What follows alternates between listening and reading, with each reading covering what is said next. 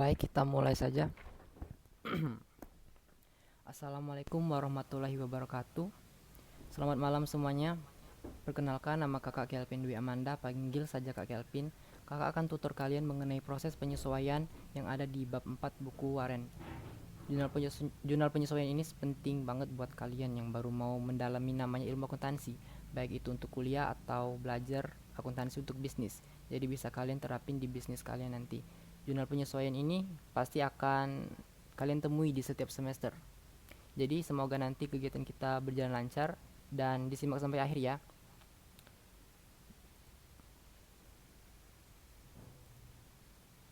Nah, kita langsung saja ke materinya.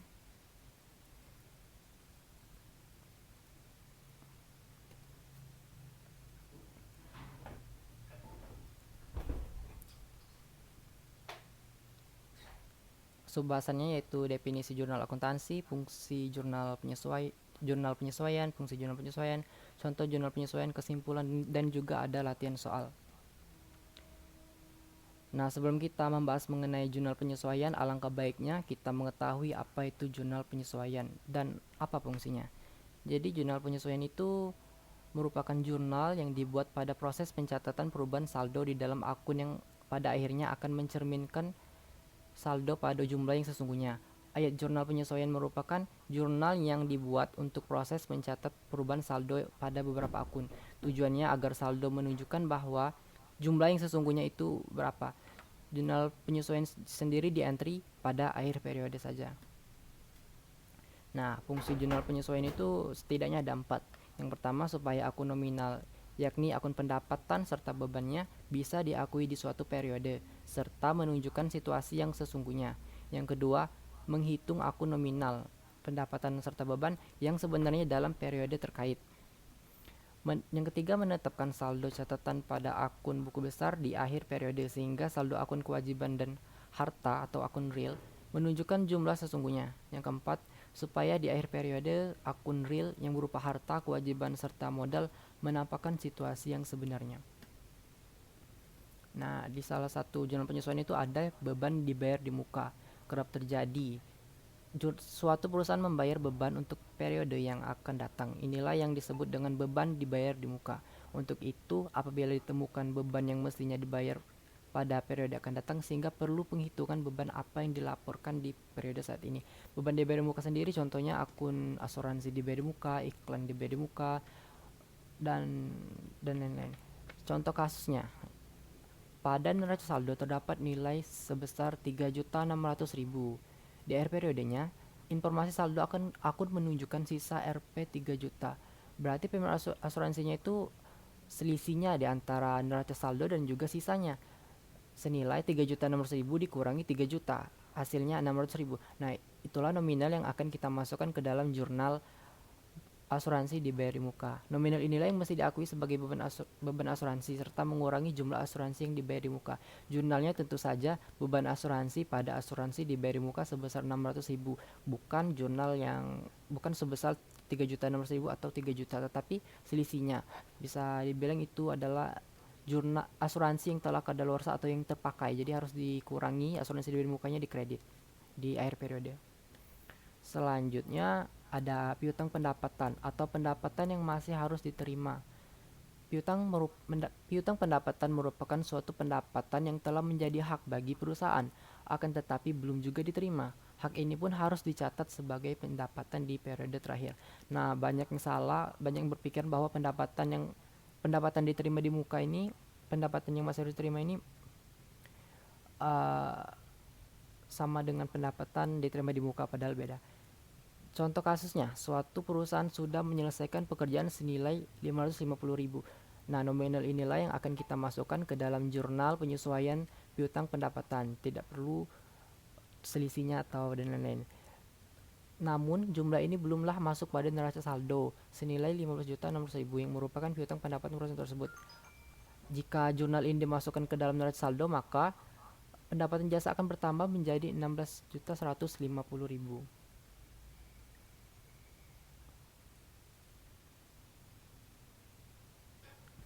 Selanjutnya, beban sewa gedung dibayar di muka. Tidak jauh beda dengan kasus pertama, yakni beban dibayar di muka. Penyelesaian jurnal penyesuaiannya pun juga sama dengan asuransi dibayar di muka tadi. Contoh kasusnya, saldo akun sewa gedung yang dibayar di awal memiliki jumlah 19.200.000, yang mana angka tersebut tidak menunjukkan situasi sesungguhnya, sebab telah digunakan sewa jumlah 3.200.000. Nah, karena yang digunakan yaitu sebesar 3.200.000, kita langsung saja masukkan di jurnal penyesuaian sebesar 3.200.000. Jangan masukkan yang 19.200.000, sehingga beban sewanya akan bertambah, serta sewa yang dibayar di mukanya mengalami pengurangan sejumlah 3.200.000. Jurnalnya sama dengan asuransi dibayar di muka tadi, beban sewa pada sewa dibayar di muka. Selanjutnya, penyusutan peralatan. Ini biasanya mudah. Selain 3 hal tersebut, ada juga hal lain yang mesti dicatat pada pengakuan beban depresiasi atau beban penyusutan oleh suatu perusahaan. Misalnya akumulasi penyusutan peralatan, penyusutan gedung, penyusutan kendaraan. Contoh kasusnya, pada periode Desember 2019 terdapat informasi mengenai beban penyusutan atau depresiasi sebesar 1.400.000. Langsung saja kita masukkan ke dalam jurnal penyesuaiannya 1.400.000. Debitnya beban penyusutan peralatan, kreditnya akumulasi penyusutan peralatan. Selanjutnya, pendapatan diterima di muka tidak boleh tercatat sebagai suatu pendapatan apabila pendapatan tersebut diterima di muka. Jadi, pendapatan diterima di muka itu bukan akun pendapatan, bukan akun real, bukan akun nominal tetapi akun real. Nomor akunnya juga 2 bukan 4, akan tetapi dicatat menjadi utang. Hal ini dikarenakan perusahaan belum melakukan realisasi pendapatan sehingga belum menjadi hak bagi perusahaan. Contoh kasusnya, pendapatan yang diterima di muka bersaldo sejumlah 10 juta. Akan tetapi perusahaan sampai akhir periode baru dapat mengerjakan 2.600.000. Kita langsung saja masukkan nominalnya 2.600.000, debit dan kredit. Lalu kita mendebit pendapatan diterima di muka. Karena pendapatan diterima di mukanya berkurang, jadi kita debit. Nah, saldo normalnya itu kan pendapatan diterima di muka itu kan kredit, sehingga dicatat sebagai pendapatan sewa bertambah serta pendapatan di muka menjadi 2.600.000. Hal ini berarti masih terdapat 7.400.000 yang masih menjadi utang pendapatan bagi perusahaan. Jadi perusahaan belum menyelesaikan utang sebesar 7.400.000. Nah, yang terakhir adalah perlengkapan yang tersisa atau pemakaian perlengkapan. Ini biasanya sering sekali ada di jurnal penyesuaian nomor 1. Perlengkapan merupakan bahan yang dibeli dengan tujuan kepentingan operasi perusahaan serta tidak dalam agenda untuk dijual lagi, sehingga perusahaan mesti mencatat pemakaian perlengkapan, atau bisa juga dengan melakukan penghitungan fisik pada jumlah perlengkapan yang masih tersisa. Karena perlengkapan ini merupakan bahan habis pakai, jadi harus di akhir periode harus disesuaikan. Contoh kasusnya, akun perlengkapan memiliki saldo sebesar 4.400.000. Pada neraca saldo di akhir periode, ada informasi mengenai perlengkapan yang masih tersisa, yakni sebesar 2.700.000. Nah, jadi setelah dihitung kembali, perlengkapannya itu bukan lagi 4.400.000, tapi sudah menjadi 2.700.000. Nah, berarti selisihnya adalah yang terpakai. Yang terpakai itulah yang akan kita jurnal ke dalam jurnal penyesuaian. Sehingga perusahaan sudah melakukan pemakaian perlengkapan sejumlah 4.400.000 dikurangi 2.700.000, yaitu sejumlah 1.700.000. Jadi begitu, maka dicatat sebagai beban perlengkapan sebesar 1.700.000 pada jurnal penyesuaian. Nah, ini sangat penting bahwa di jurnal penyesuaian itu sering sekali menggunakan nominal yang terpakai, bukan yang tersisa. Ini adalah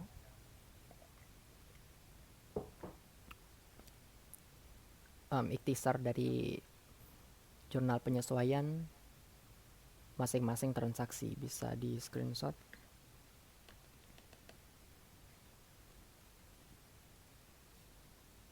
Jadi di jurnal penyesuaian itu ada 2 metode, ada metode harta, ada metode beban. Metode harta itu atau neraca itu yang sering kita entry, yang sering kita latihan sama dosen. Sedangkan metode beban itu beda lagi sebenarnya. Biasanya jurnalnya terbalik-balik, nominalnya juga beda, nominalnya yang tersisa. Jadi metode harta dengan metode beban itu berbalikan. Baiklah, kita akan latihan soal. Yang pertama yaitu akun-akun apa saja yang memerlukan penyesuaian. Jawablah dengan ya atau tidak. Apakah setiap akun berikut biasanya memerlukan ayat jurnal penyesuaian? Akumulasi penyusutan, ya memang memerlukan jurnal penyesuaian. Prepe gak perlu. Wait. Tanah tidak perlu. Utang gaji, ya karena perusahaan sering sekali belum mencatat jumlah gaji kepada karyawannya. Perlengkapan iya karena ada penyesuaian yang terpakai. Lalu sewa di muka juga sama dengan perlengkapan, dan juga asuransi juga memerlukan penyesuaian. Selanjutnya gedung tidak perlu kecuali kalau akumulasi penyusutan dan juga beban penyusutan gedung. Kas tidak perlu, dia tidak perlu disesuaikan. Beban bunga iya karena di bank itu biasanya setiap periode ada bunga yang kita harus tanggung. Beban yang lain itu tidak perlu seperti beban pemeliharaan kendaraan, itu juga tidak perlu. Modal juga tidak perlu. Asuransi di bidang muka yaitu perlu, sama seperti sewa di bidang muka. Sebenarnya seluruhnya ini bisa dimasukkan ke dalam jurnal penyesuaian jika ada kesalahan pencatatan, misalnya kas tercatat lebih besar, jadi bisa kita jurnal di akhir periode. Nah, soal latihan selanjutnya yaitu penyesuaian untuk perlengkapan yang digunakan. Akun perlengkapan memiliki saldo awal sebesar 3.375.000 dan di debit sebesar 6.450.000 untuk perlengkapan yang dibeli selama tahun berjalan. Buatlah ayat jurnal penyesuaiannya jika sisa perlengkapannya yaitu 2.980.000. Nah, pertama itu kita jurnal dulu beban perlengkapan. Pada perlengkapan untuk nominalnya kita dapat dari saldo awal ditambah pembelian 6.450.000 dikurang sisanya. Ini sering sekali masuk di latihan jurnal penyesuaian. Selanjutnya ada penyesuaian untuk asuransi yang terpakai. Akun asuransi dibayar di muka memiliki saldo awal sebesar 9.600.000 dan di debit atau ditambah sebesar 12.900.000, sama dengan yang akun perlengkapan tadi. Untuk premi yang dibayar selama tahun berjalan, buatlah ayat jurnal penyesuaian yang diperlukan pada akhir tahun jika asuransi yang terpakai untuk periode mendatang adalah 7.360.000.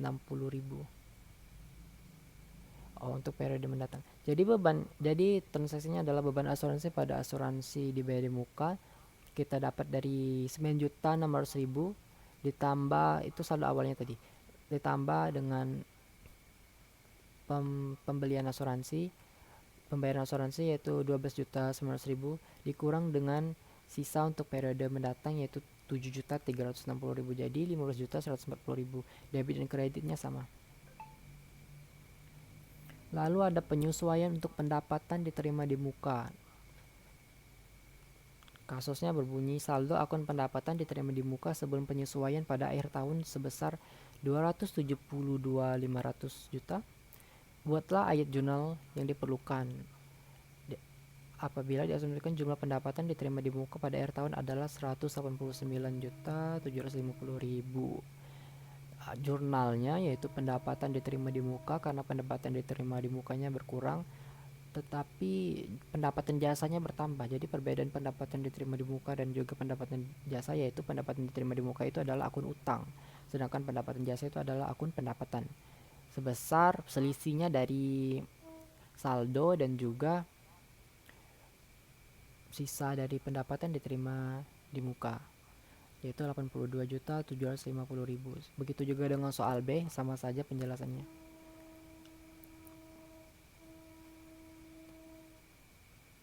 Lalu ada penyesuaian untuk pendapatan yang masih akan diterima. Pada akhir tahun berjalan, pendapatan yang telah dihasilkan tetapi belum ditagih ke klien adalah sebesar 23.570.000. Buatlah jurnal penyesuaian untuk mencatat pendapatan yang masih akan diterima. Jadi ini mudah sekali jurnalnya, yaitu piutang usaha pada pendapatan jasa karena piutangnya bertambah, piutang tersebut karena belum dicatat. Lalu pendapatan juga bertambah sebesar yang ada di soal tadi, yaitu 23.570.000. Sama juga dengan soal B. Selanjutnya ada penyesuaian untuk beban gaji yang masih harus dibayar. Ini juga agak rumit. Soka Realty membayar gaji mingguan sebesar 11.800.000 pada hari Jumat untuk 5 hari. Untuk 5 hari ya, kerja yang berakhir pada hari tersebut. Buatlah jurnal penyesuaian yang diperlukan pada akhir periode akuntansi apabila diasumsikan periode tersebut berakhir pada hari Rabu. Oke, jadi kita dapat dari nominalnya ini kan 7.080.000. Kita dapat dari gaji minggunya 11.800.000 dibagi 5, sedangkan dibagi 5 berarti perharinya sebesar sekian. Sedangkan gaji mingguan yang ditanya itu yaitu gaji mingguan 3 hari kerja. Kita kali 3 hari. Jadi dapatlah 7.080.000. Sama juga dengan soal B, LP36B. Selanjutnya ada penyesuaian untuk penyusutan. Ini juga mudah, tinggal kita masukin saja. Perkiraan jumlah penyusutan pada peralatan untuk berjalan adalah 6.880.000. Jurnal penyesuaiannya yaitu beban penyusutan peralatan pada akumulasi penyusutan peralatan sebesar yang ada di soal 6.880.000. Nah, di dalam materi penyesuaian juga ada yang namanya analisis vertikal. Dua laporan laba rugi untuk Hermin Company ditunjukkan sebagai berikut. Ini adalah laporan laba rugi dari Hermin Company tahun 2015 dan juga 2016. Pertanyaannya yaitu siapkan sebuah analisis vertikal terhadap laporan laba rugi Hermin Company. Jadi format dari untuk mencari analis vertikal itu seperti ini. Kita tambahin persentasenya setiap tahun. Yang pertama itu 2016, kedua 2015. Ini kan 725.000 pendapatannya, jadi kita kasih 100%. Begitu juga dengan 615.000 kita kasih dengan 100%. Beban operasinya juga kita masukin aja. Yang penting itu yang pertama kita perlu menentukan presentasinya itu ini yang di atas 100%. Lalu untuk yang kedua itu bisa kita cari dengan beban operasi 435 juta dibagi pendapatan jasa 725 juta. Berarti hasilnya 60%. Tinggal kita masukin 60%, sama juga dengan ini 58%. Kita kurangin 100 dikurang 58, 42%. Sama juga dengan ini 100 kurang 60, 40%. Pertanyaan B-nya, apakah analisis vertikal tersebut mengindikasikan sebuah tren yang diinginkan atau tidak? Jawabannya, analisis vertikal ini mengindikasikan sebuah tren yang tidak diinginkan. Kenapa? Karena beban operasionalnya meningkat dan juga pendapatan jasanya menurun sehingga labanya juga berkurang. Kan ini 2015-nya labanya 258, 2016-nya 290, tetapi persentasenya juga meningkat dari 58% menjadi 60%. Seharusnya bisa lebih diperbaiki lagi. Nah, untuk latihan soal terakhir kita jadikan satu. Buatlah data 6 ayat jurnal penyesuaian yang diperlukan pada tanggal 31 Juli. Nah, untuk ayat jurnal penyesuaian itu semua tanggalnya tanggal 31. Di sini 31. Nggak ada tanggal 5, 7, 6. Yang pertama biaya yang belum ditagih atau piutang yang masuk dari soal ini. Piutang yang belum ditagih pada tanggal 31 Juli yaitu 11.150.000. Langsung saja kita jurnal piutang usaha pada pendapatan jasa sebesar 11.150.000. Yang kedua yaitu perlengkapan yang masih tersisa pada tanggal 31 Juli sebesar 900.000. Kenapa bukan 900.000 di sini? Karena kita seharusnya mencatat nominal yang terpakai bukan yang tersisa. 900.000 ini bukan. Perlengkapan yang tersisanya dapat dari perlengkapan yang terpakainya dapat dari perlengkapannya 3.350.000 dikurangi dengan yang tersisa yaitu 900.000. Jadilah 2.450.000. Yang ketiga, sewa yang sudah terpakai. Langsung saja karena ini keterangan yang sudah terpakai, langsung saja kita jurnal 6 juta. Beban sewa pada sewa dibayar di muka. Yang keempat, penyusutan peralatan selama tahun berjalan. Ini juga sama. Penyusutan peralatan selama tahun berjalan. Ini juga sama. Ini juga sama dengan yang tadi, beban penyusutan pada akumulasi penyusutan peralatan sebesar nominalnya yaitu 8.950.000 sama dengan yang di soal. Lalu ada pendapatan diterima di muka pada tanggal 31 Juli diakui menjadi pendapatan diterima di muka pada pendapatan jasa sebesar selisih dari pendapatan diterima di muka yaitu 12 juta dikurangi dengan pendapatan diterima di muka pada tanggal 31 Juli yaitu 2 juta. Jadi yang di jurnal yaitu 10 juta. Yang terakhir adalah upah yang masih harus dibayar pada tanggal 31 Juli yaitu 4.840.000. Langsung saja ke jurnalnya beban upah pada utang upah sebesar yang ada di soal 4.840.000. Terakhir yaitu kesimpulan. Dari beberapa contoh di atas dapat disimpulkan jenis-jenis akun yang membutuhkan penyesuaian pada akhir periode. Nah, jika dirangkum, akun-akun tersebut meliputi: yang pertama ada akun pendapatan diterima di muka, membutuhkan penyesuaian dikarenakan waktu terus berjalan atau adanya prestasi yang diserahkan kepada pelanggan. Jadi akun diterima di muka itu berkurang di akhir periodenya, bukan bertambah, tetapi yang bertambah itu adalah pendapatan jasa. Yang kedua yaitu akun beban membutuhkan penyesuaian dikarenakan terdapat beban yang belum dihitung atau dibayar sehingga belum menjadi suatu beban, misalnya beban asuransi, beban sewa, itu juga harus disesuaikan di akhir periode supaya nilainya sama dengan realita perusahaan.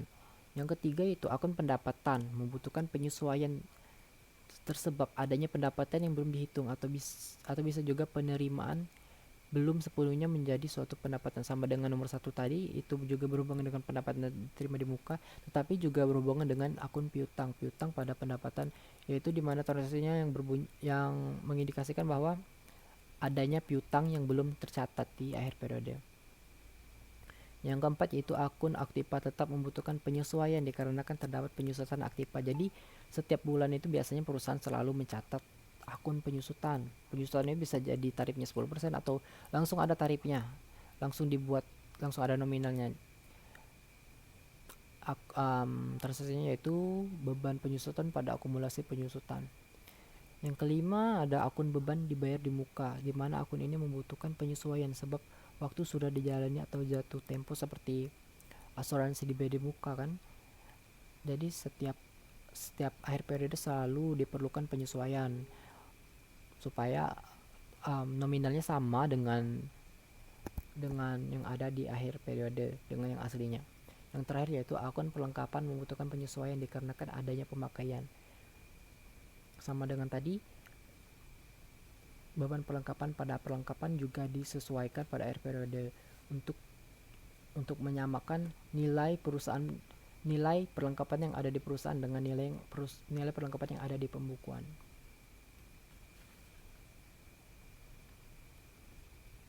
Oke, baiklah, sekian tutor pada malam hari ini. Semoga ilmunya bermanfaat. Kakak ucapkan terima kasih karena telah menyimak dengan baik. Jika ada pertanyaan yang menyangkut di kepala adik-adik, boleh ditanyakan saja dengan cara unmute mic atau di kolom chat ya. Nanti pastinya kakak-kakak di sini akan memberikan jawaban yang terbaik untuk kalian. Silakan yang ingin bertanya bisa langsung ditanyakan saja lewat kolom chat atau unmute mic. Terima kasih.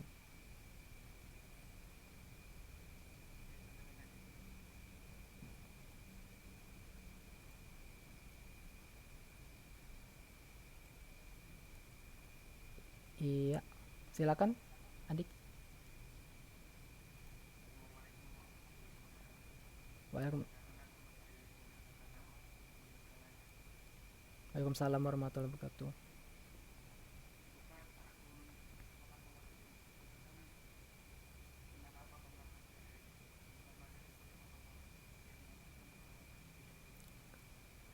Oh iya, itu lupa kakak jelasin. Sebenarnya di akun aset itu juga ada loh aset yang bertambah di kredit. Sebenarnya kan aset kan memang betul bahwa aset itu bertambah di debit biasanya seperti akun kas, asuransi di muka, piutang. Tetapi ternyata ada juga eh, yang bertambah di kredit, yaitu akumulasi penyusutan kalau di aset. Kenapa bertambah di kredit? Karena akumulasi penyusutan itu adalah akun kontra dari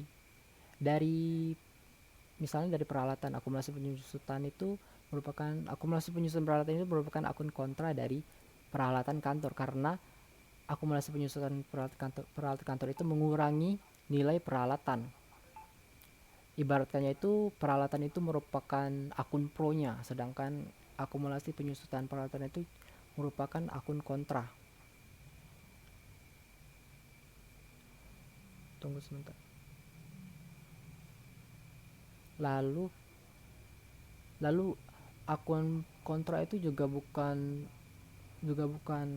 akumulasi saja. Di aset itu ada beberapa yang kakak tahu, misalnya cadangan kerugian piutang tak tertagih. Itu merupakan akun kontra dari piutang usaha, karena merupakan hmm, merupakan pengurang dari jumlah piutang. Jadi bertambahnya di kredit bukan di debit. Kalau di modal, nah modal juga ada, yaitu prepe. Prepe itu kan bertambah di debit bukan di kredit, karena prepe itu mengurangi modal. Akun pro akun pro dari prepe itu yaitu modal, sedangkan kontranya yaitu prepe karena mengurangi gitu. Apakah sudah jelas adik adik Rio? Baik, jika ada yang bertanya lagi bisa di chat di kolom chat atau unmute mic seperti Rio tadi.